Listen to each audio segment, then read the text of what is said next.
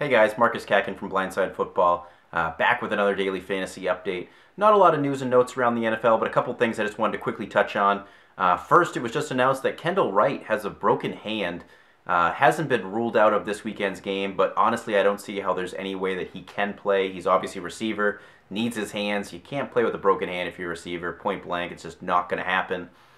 With Justin Hunter out for the season with a torn spleen, a ruptured spleen, I mean, it's looking like we could see a lot of Nate Washington. So for you FanDuel people, for your DraftKings people, get Nate Washington in some lineups. He could see a lot of work this weekend.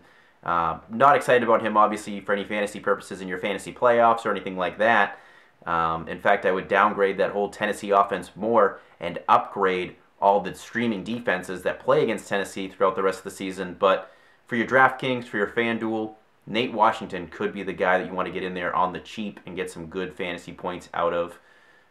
Over in Minnesota, Charles Johnson has officially been named as a starter over Cordero Patterson, has now leapfrogged Cordero Patterson for that number 2 role.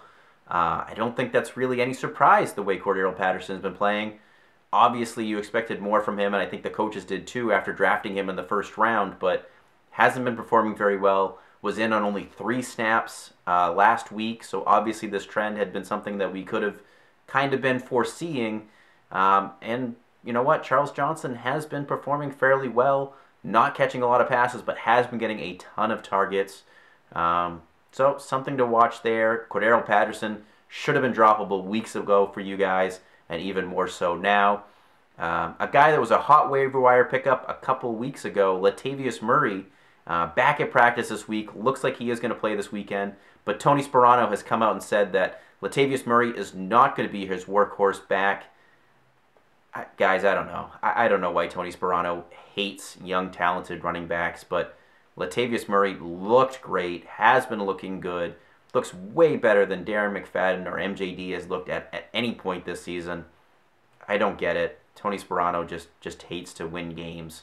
Maybe they're trying to tank to get a better draft spot for next season. Who knows? But man, just let him loose already. Let Latavius Murray loose.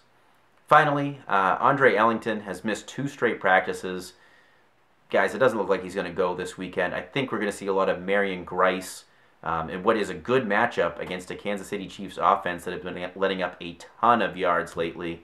On average, has been letting up over 160 yards per game over the last 5 games. So, excellent matchup for Marion Grice. I don't think this is a guy that you're going to stick in your fantasy lineups and your fantasy playoffs because you probably have a lot better options, but he's another FanDuel or DraftKings guy that I could see you sticking in there and getting some cheap points with, like I said, along with Nate Washington. Those are guys that could help you win a lot of 50-50 or even heads-up matches this week. Don't forget to subscribe below for my daily fantasy updates and follow me on Twitter @MarcusCatkin.